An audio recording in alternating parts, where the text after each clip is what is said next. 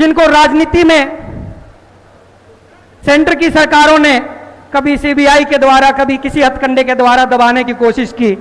और मैं तो अपील भी करना चाहूंगा केंद्र की सरकार से कि जो सीबीआई आप मनीष सिसोदिया जी के घर भेजते हैं, वो सीबीआई कभी एक गरीब आदमी के घर में भेजकर देखो उसका गुजारा कैसे होता है। उस सीबीआई से पूछ कर देखो आम आदमी अपना गुजारा कैसे करता है। एक ईमानदार आदमी के पास आप सीबीआई भेज के दबाने की कोशिश करते हैं, लेकिन वो आवाज हर प्रदेश में, हर राज्य में, पूरे देश में बुलंद हो जाती है। उसी बुलंद आवाज को मैं बुलाना चाहूंगा आपके बीच में, आदरणीय अरविंद केजरीवाल जी।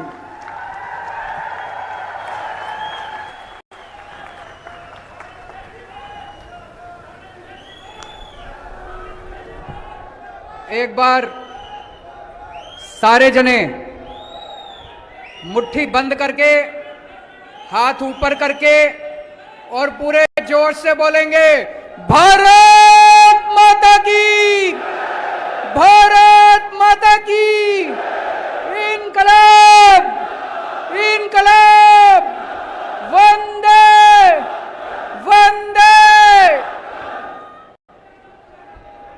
आज इतनी भारी संख्या में आए हुए मेरे सभी भाइयों बहनों, माताओं, बुजुर्गों, चाचे, ताऊ, मामे, नाना, नानी, दादा, दादी, आप सब लोगों को मेरा नमस्कार, सबको मेरा प्रणाम। सबसे पहले आपका तहे दिल से मैं शुक्रिया अदा करना चाहता हूं। इतनी धूप में आप लोग इतने भारी संख्या में अपने अपने घर से दूर दूर से आए हो हमारी बात सुनने के लिए, हमसे बात करने के लिए। मैं दिल से आपका बहुत बहुत आभारी हूं। और आज आदमपुर आके तो बहुत अच्छा लग रहा है। आदमपुर में बहुत रिश्तेदारियां हमारी। मेरे चाचा जी आदमपुर ब्याहे हुए हैं, मेरी चाची आदमपुर की है। मेरा एक भाई आदमपुर ब्याया हुआ है, मेरी भाभी आदमपुर की है। और दूर की रिश्तेदारियां तो कितने चाचे, ताऊ, मामा, मामी, कितने सारे बैठे हैं अभी यहां पे सामने। आप सब लोगों को मैं प्रणाम करता हूं। जब मैं हिसार में 9वीं क्लास में पढ़ा करता था, 9वीं 10वीं मैंने कैंपस स्कूल से करी, फिर 11वीं 12वीं डीएन कॉलेज से करी। उस टाइम छोटा सा बच्चा था, शर्मीला, पढ़ाई में अच्छा था, फर्स्ट आया करता था। और 11वीं 12वीं में पूरे हरियाणा में कुरुक्षेत्र यूनिवर्सिटी में 6ठी पोजीशन आई थी मेरी, 11वीं में भी 12वीं में भी। उस टाइम जिंदगी में नहीं सोचा था कभी राजनीति में जाएंगे। उस टाइम कभी दूर दूर तक सपने में नहीं आया था कि किसी दिन भगवान इस पोजीशन पे इधर पहुंचा देगा। लेकिन भगवान की अपनी माया है जी। जिंदगी का क्या पता चलता है, भगवान कहीं भी ले जाता है जिंदगी को। फिर मैं हरियाणा से आईआईटी किया इंजीनियरिंग करके, फिर दिल्ली मेरी कर्म भूमि बनी। आज यहां पे मेरे इतने रिश्तेदार बैठे हैं, इतने दोस्त बैठे हैं, भाई भतीजे बैठे हैं। एक ही बात कहना चाहूंगा, मैं जहां भी गया हरियाणा से, आपका सिर झुकने नहीं दिया मैंने। हरियाणा का सिर ऊपर रखा। दिल्ली में आज जितने काम कर रहा हूं मैं, दिल्ली के इतने स्कूल ठीक कर दिए, स्कूल शानदार कर दिए। सुना आपने दिल्ली के स्कूल अच्छे हो गए? दिल्ली के स्कूल इतने अच्छे कर दिए, सारे कहते हैं हरियाणा का छोरा है। दिल्ली के स्कूल हमने इतने शानदार कर दिए, इसकी चर्चा पूरी दुनिया में हो रही है, पूरी दुनिया में। उस टाइम जिंदगी में नहीं सोचा था कभी राजनीति में जाएंगे। उस टाइम कभी दूर दूर तक सपने में नहीं आया था कि किसी दिन भगवान इस पोजीशन पे ही इधर पहुंचा देगा। लेकिन भगवान की अपनी माया है जी। जिंदगी का क्या पता चलता है, भगवान कहीं भी ले जाता है जिंदगी को। फिर मैं हरियाणा से IIT गया इंजीनियरिंग करके, फिर दिल्ली मेरी कर्म भूमि बनी। आज यहां पे मेरे इतने रिश्तेदार बैठे हैं, इतने दोस्त बैठे हैं, भाई भतीजे बैठे हैं। एक ही बात कहना चाहूंगा, मैं जहां भी गया हरियाणा से, आपका सिर झुकने नहीं दिया मैंने। हरियाणा का सिर ऊपर रखा।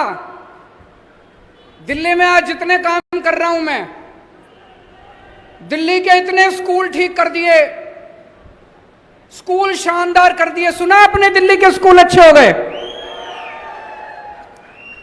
दिल्ली के स्कूल इतने अच्छे कर दिए, सारे कहते हैं हरियाणा का छोरा है। दिल्ली के स्कूल हमने इतने शानदार कर दिए, इसकी चर्चा पूरी दुनिया में हो रही है। देश को आजाद हुए 75 साल हो गए। 75 साल कम नहीं होते। इन 75 सालों में कितने देश हमसे आगे निकल गए, कितने देश हमसे आगे निकल गए। सवाल उठता है, हम पीछे क्यों रह गए? हम किसी से कम थोड़ी हैं भाई साहब।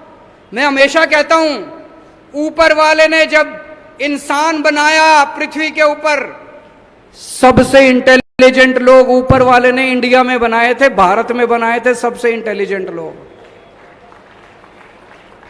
फिर हम पीछे क्यों रह गए? हमारा देश गरीब क्यों रह गया? हमारे बच्चों को अच्छी शिक्षा क्यों नहीं मिलती? हमारे लोग अनपढ़ क्यों रह गए? ये प्रश्न उठता है।